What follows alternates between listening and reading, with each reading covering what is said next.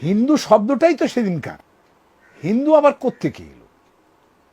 বিষ্ণু পুরাণের মধ্যে আছে যে বর্ষং তদ ভারতং নাম ভারতী যত্র সন্ততি, এই হচ্ছে ভারতবর্ষ এবং এর সন্তানরা হচ্ছে সব ভরতের ছেলেমেয়েরা। তো এই তো আমরা তো ভারত শব্দটা ভুলেই গেলাম। হিন্দু কবে থেকে এলো? হিন্দু তো চলেনি। হিন্দুটা মুসলমান যারা রাজত্ব করতেন এখানে, তারা মুসলমানদের সেগ্রিগেট করার জন্য যেটা আলাদা ধর্ম আর এটা হচ্ছে আলাদা ধর্ম, দে আর হিন্দুজ। শব্দটা কে প্রথম প্রয়োগ করেছিলেন? ডেরিয়াস।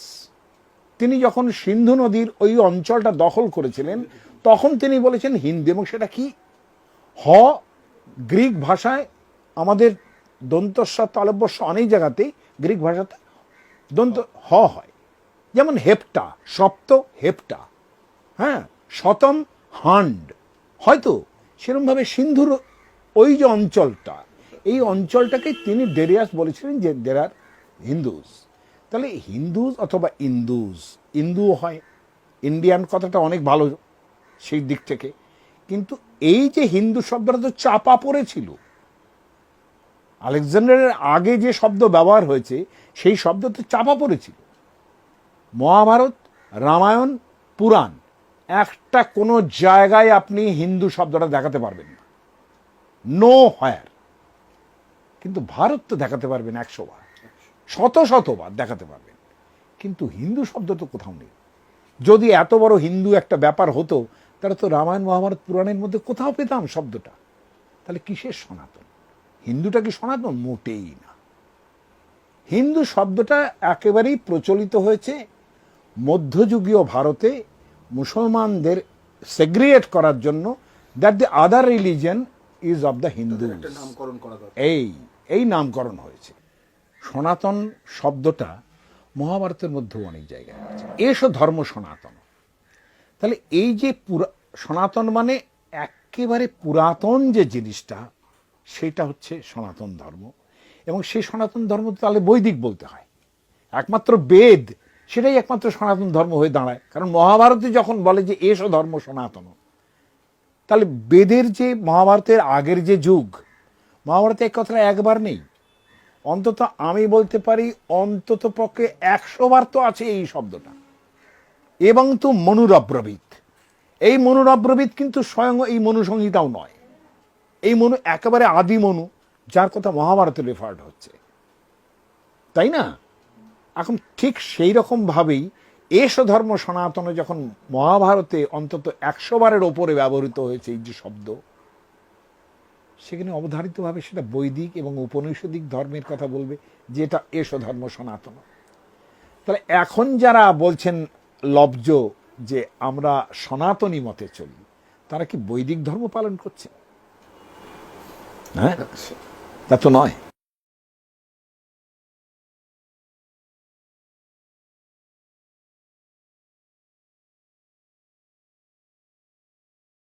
নমস্কার। অনেকেই বলেন হিন্দু শব্দটি বিদেশিদের দেওয়া, শব্দটি বিদেশ থেকে ইম্পোর্ট করা। ঐতিহাসিকদের তথ্য দেখিয়ে অনেকেই এই দাবি প্রতিষ্ঠার চেষ্টা করেন, কিন্তু এ সম্পর্কে এক কথায় বলা যায়, ইতিহাসের পাতায় তোমরা পড়ো কেবল মিথ্যে। হিন্দু শব্দের উদ্ভব সম্পর্কে পাঠ্যপুস্তকের পাতায় কিছু অর্ধসত্য তথ্য তুলে ধরা হয়েছে। বলা হচ্ছে পারসিকরা স উচ্চারণ করতে পারত না, তাই সিন্ধুকে তারা হিন্দু বলতো। সেই সূত্রে সিন্ধু শব্দ থেকে হিন্দু শব্দের উৎপত্তি হয়েছে। এর সঙ্গে আরও কিছু বৈদেশিক ভাষাগত তথ্য জুড়ে দিয়ে একটা নুব্জ ন্যারেটিভ দাঁড় করানোর ঐকান্তিক প্রয়াস করা হয়। আর এই ন্যারেটিভ দেখে উলঙ্গ রাজার অনুচরেরা বলে, অহো কি আশ্চর্য! জোড়াতালি দেওয়া ঐতিহাসিক তথ্যের উপর নির্ভর করে আমাদের বুদ্ধিজীবী সমাজও বলে, হিন্দু হিন্দু বলে কিছু হয় নাকি? ওটা খায় না মাখে। ওই শব্দ কি বেদে আছে, শাস্ত্রে আছে? না তো। কিন্তু আমার প্রশ্ন হলো, আপনারা কি শাস্ত্র খুলে ভালো করে দেখেছেন? আসল সত্যটা হলো, আমাদের দেশের অধিকাংশ ঐতিহাসিক সংস্কৃত ভাষা জানেন না। সংস্কৃত ভাষা না জেনেও সংস্কৃত ভাষায় লেখা টেক্সটের উপর তারা অথেন্টিক গবেষণার দাবি করেন। অথচ এই তথাকথিত অথেন্টিক গবেষণা সম্পূর্ণভাবে বৈদেশিক নথির উপর নির্ভরশীল। আসলে প্রথম থেকেই কলোনিয়াল হ্যাংওভার রয়ে গেছে আমাদের মধ্যে, এবং প্রদীপের তলায় অন্ধকার এখনো রয়ে গেছে। তাই আমরা জানি না যে স্বধ্বনিও কিন্তু সম্পূর্ণ বৈদিক নিয়মেই হ ধ্বনি হয়। যারা সামান্য মাত্র সংস্কৃতের খোঁজ খবর রাখেন তারা জানেন, একই মন্ত্র এক বেদশাখার উচ্চারণে সহস্র শীর্ষা পুরুষ, আবার অন্য শাখায় এই সহস্র শীর্ষা হয়ে যায় সহস্র শীর্ষা। সহস্র শীর্ষা, সহস্র শীর্ষা পুরুষ। আবার এক বেদশাখার উচ্চারণে ইয়া দেবী, আবার ওই একই শব্দ অন্য শাখার উচ্চারণে যা দেবী। এক বেদশাখার উচ্চারণে অগ্নিমীড়ে পুরোহিতম, আবার অন্য শাখার উচ্চারণে অগ্নিমীড়ে পুরোহিতম। ঠিক একইভাবে ঋগ্বেদের সপ্তম মণ্ডলের পঞ্চম সূক্তের 2 নম্বর মন্ত্রের নেতা সিন্ধু নাম হয়ে যায় নেতা হিন্দু নাম। তাহলে সিন্ধু শব্দ যে উচ্চারণ ভেদে হিন্দু হয়ে যায়, এই প্রমাণ কিন্তু বেদের মধ্যেই আছে, বৈদিক ব্যাকরণের মধ্যেই আছে। সুতরাং এই যে আমরা বড় গলা করে বলছি যে সিন্ধু থেকে হিন্দু হয়েছে, এবং এটা করেছে বিদেশিরা, কারণ তারা স্ব-উচ্চারণ করতে পারত না, তাই সিন্ধুকে হিন্দু উচ্চারণ করত। তো এই যে ইম্পোর্টেড আইডিয়া, প্লাস্টিক ন্যারেটিভ, এই ন্যারেটিভ আমাদের দেশীয় যে সত্য, সেই সত্যের কাছে ফিকে হয়ে যায়। ভারতবর্ষের যে ভাষার বৈচিত্র্য, সেই ভাষার বৈচিত্র্যে এত উচ্চারণ বৈচিত্র্য আছে যে সেটা সারা পৃথিবীকে অবাক করে।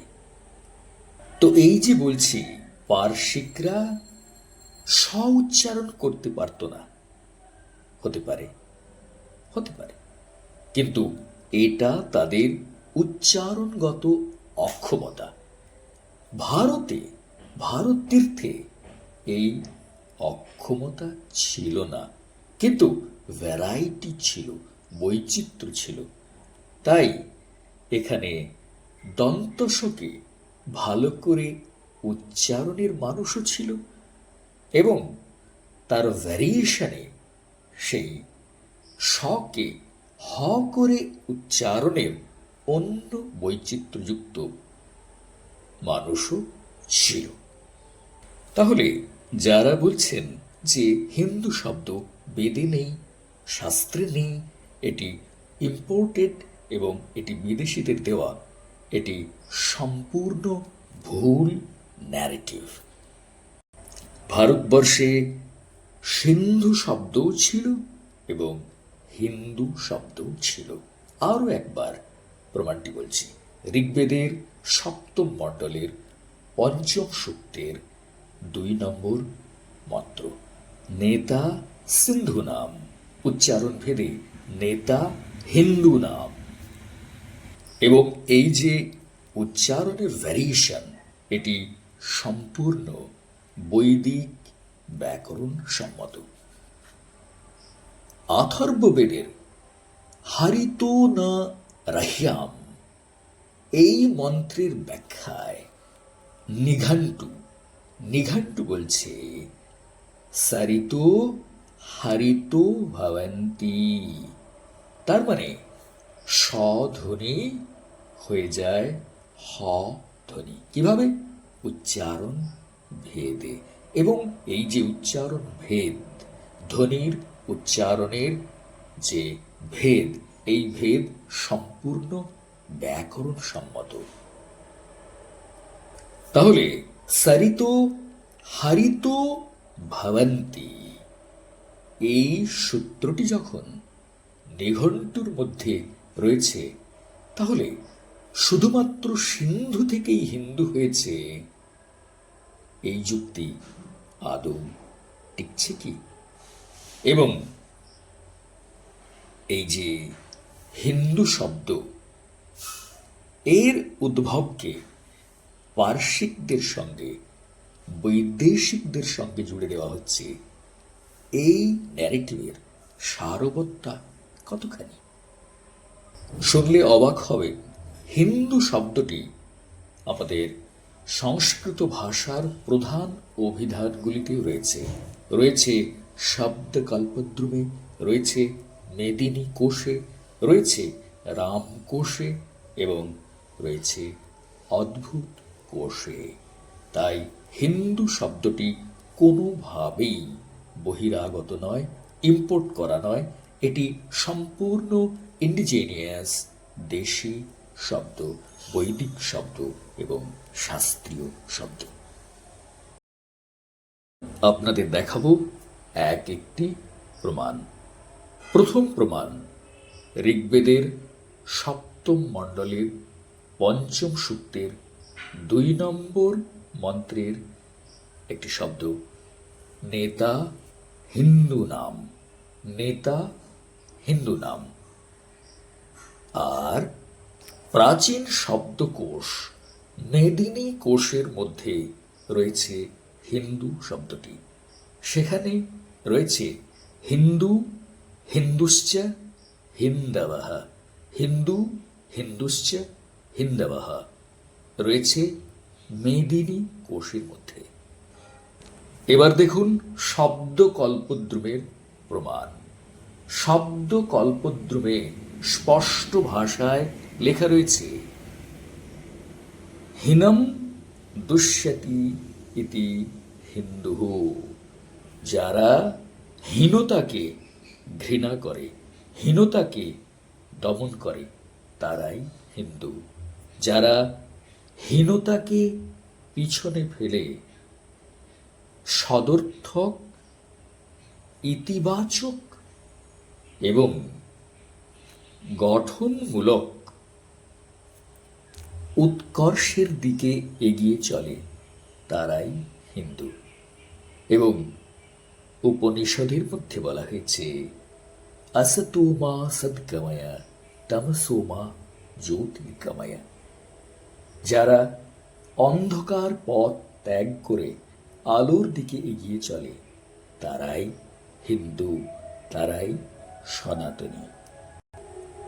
এবার দেখাচ্ছি তন্ত্র প্রমাণ।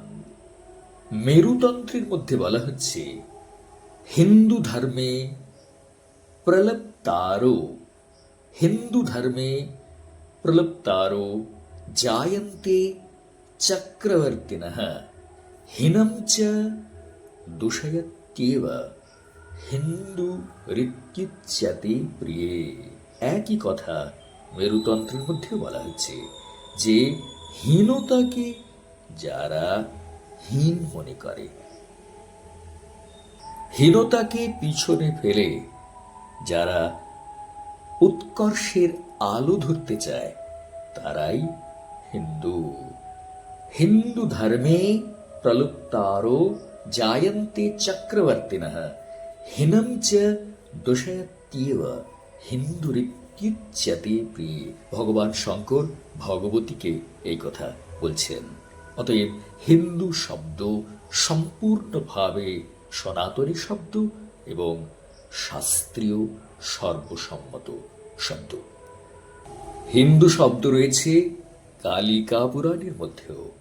কালিকা পুরাণে বলা হচ্ছে কালিনা বলিনা নুনমধর্মা কলিতি কলৌ यवनैर घोरमक्रांता हिंदवो विंध्यमाविशन हिंदवो विंध्यमाविशन हिंदवो विंध्यमाविशन।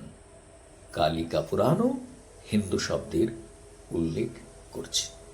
এবার আসছি এক প্রাচীন কোষ গ্রন্থ ডিকশনারি রামকোষে। রামকোষে বলা হচ্ছে হিন্দুর দুষ্ট না ভবতি, মানে হিন্দুরা দুষ্ট নয়। না নার্য না বিদূষকঃ, তারা অনার্য নয়। সদ্ধর্ম পালকো বিদ্বান শ্রৌত ধর্ম পরায়ণঃ, অর্থাৎ হিন্দুরা হলো সদ্ধর্মের পালনকারী, বিদ্বান এবং শ্রৌত ধর্ম পরায়ণ। কারণ ভগবান বলেছেন শ্রুতি স্মৃতি মমই আজ্ঞা। শ্রুতি এবং স্মৃতি ভগবানেরই আজ্ঞা, এবং সেই আজ্ঞা পালন করে যারা সৎ পথে থাকে, আলোর পথে থাকে, তারাই হিন্দু, তারাই সনাতনী, তারাই ভারতীয়। ভায়াম রেতি ইতি ভারতঃ। তো রামকোষ বলছে হিন্দুর দুষ্ট না ভবতি, না নার্য না বিদূষকঃ, হিন্দুরা অনার্য নয়, দুষ্ট নয়, তারা সৎ পথের পথিক। রামকোষ এই কথা বলছে। এবার হেমন্ত কবি কোষ নামে অন্য একটি কোষ গ্রন্থ বলছে হিন্দুর হি নারায়ণাদি দেবতা ভক্ত, মানে হিন্দুরা হচ্ছে নারায়ণাদি দেবভক্ত, আস্তিক। কারণ তারা ভগবানে বিশ্বাস করে এবং ভগবানের বাণীতেও বিশ্বাস করে, বেদে বিশ্বাস করে। বেদ প্রণহিত ধর্ম হ্যধর্মস্তদ বিপর্যয়, বেদ নারায়ণ সাক্ষাৎ স্বয়ম্ভু রীতি সুশ্রম। এবং আস্তিকতার সংজ্ঞায় জাবালদর্শ উপনিষদে বলা হচ্ছে শ্রৌতে স্মার্তে চ বিশ্বাসো ইয়াত্তৎ আস্তিক্যম উচ্যতে। অতএব হিন্দুরা, সনাতনীরা, ভারতীয়রা বেদে বিশ্বাস করে এবং বেদরূপী নারায়ণে বিশ্বাস করে এবং ভগবানের বাণীতে বিশ্বাস করে, শ্রুতিতে, স্মৃতিতে এবং শাস্ত্রে বিশ্বাস করে। এটাই আস্তিক্য। আর এক প্রাচীন কোষ অদ্ভুত রূপকোষে বলা হচ্ছে হিন্দুর হিন্দুশ্চ পুংসি দ্বৌ দুষ্টানাম চ বিঘর্ষণে, অর্থাৎ দুষ্টদেরকে যারা দমন করে তারাই হিন্দু। হিন্দুর হিন্দুশ্চ পুংসি, হিন্দুর হিন্দুশ্চ পুংসি দ্বৌ দুষ্টানাম চ বিঘর্ষণে। অদ্ভুত রূপকোষ। এই সমস্ত কোষগ্রন্থ ছাড়াও বহু লিপি এবং অভিলেখতে হিন্দু শব্দ পাওয়া গেছে। বিজয়নগরের রাজ অভিলেখতে পাওয়া গেছে হিন্দুরায় সুরত্রাণ, হিন্দুরায় সুরত্রাণ। তো হিন্দু শব্দটি ভারতের যত্রতত্র পাওয়া গেছে এবং এই শব্দটি সম্পূর্ণভাবে বেদসম্মত এবং সনাতন শাস্ত্রসম্মত। এবং এই শব্দটি বহু প্রাচীন, সেই কারণে বিদেশি বিভিন্ন সোর্সেও হিন্দু শব্দ পাওয়া গেছে। পাচ্ছি আমরা পাইথাগোরাসের লেখাতে, পাচ্ছি আমরা অলবিরুনির লেখাতে, এবং আরো অনেক বিদেশি সোর্সের মধ্যে। আরেক তন্ত্রগ্রন্থ সুমেরু তন্ত্রের মধ্যে বলা হচ্ছে, হিমাচলম সমারভ্য यावदिन्दु सरोवरम तत्रस्था जनता जातो हिंदू রীতি কথ্যতে। সুমেরু তন্ত্র বলছে, হিমাচলম সমারভ্য यावदिन्दु सरोवरम तत्रस्था जनता जातो हिंदू রীতি কথ্যতে। মাধব দিগ্বিজয় নামক এক প্রাচীন নাটকেও হিন্দু শব্দের সুন্দর ব্যাখ্যা রয়েছে। সেখানে বলা হচ্ছে, ওঙ্কার মূলমন্ত্রাঢ্য পুনর্জন্ম দৃঢ়াশয় গোভক্ত ভারত গুরু হিন্দুর হিংসন দূষক। তাহলে ওঙ্কার যাদের আশ্রয়, যারা পুনর্জন্মে বিশ্বাস করে, যারা গোভক্ত এবং যারা হিংসা মুক্ত, হিংসয়া দিয়তে চিত্তম তেন হিন্দুরীতিরিতঃ, এ কথা বলছে মাধব দিগ্বিজয়। অতএব হিন্দু শব্দটি সম্পূর্ণ শাস্ত্রীয়, সম্পূর্ণ ভারতীয় এবং সম্পূর্ণভাবে সনাতনী বৈদিক শব্দ। বৃহস্পতি আগমের মধ্যেও হিন্দু শব্দের উল্লেখ রয়েছে। সেখানে বলা হচ্ছে, হিমালয়ম সমারভ্য यावत् ইন্দু সরোবরম তমদেব নির্মিতম দেশম হিন্দুস্থানম প্রচক্ষতে। আর ঋগ্বেদে আমরা এক ঋষির নাম পাই, যার নাম হিন্দব। এই হিন্দব থেকেই হিন্দু শব্দের উৎপত্তি হয়েছে বলে অনেক পণ্ডিত মনে করেন। যেমন করে ভরত থেকে ভারত শব্দের উৎপত্তি। এছাড়া পারিজাত হরণ নাটকে বলা হচ্ছে, হিনস্তি তপসা পাপান দৈহিকাম দুষ্টম হেদিভি শত্রুবর্গস্য স হিন্দু রীতিরিচ্যতে। অর্থাৎ যারা তপস্যার বলে সমস্ত পাপরূপী শত্রুদের নাশ করেন, তারাই হলেন হিন্দু। অর্থাৎ হিন্দু শব্দটি সম্পূর্ণ বৈদিক, সম্পূর্ণ শাস্ত্রীয়, সম্পূর্ণ ভারতীয় এবং সম্পূর্ণ সনাতনী। যারা বলেন হিন্দু শব্দটি বহিরাগত, তারা আপন ঐতিহ্যকে জানেন না, ইতিহাসকে জানেন না, পুরাণকে জানে না, তারা আত্মবিস্মৃত।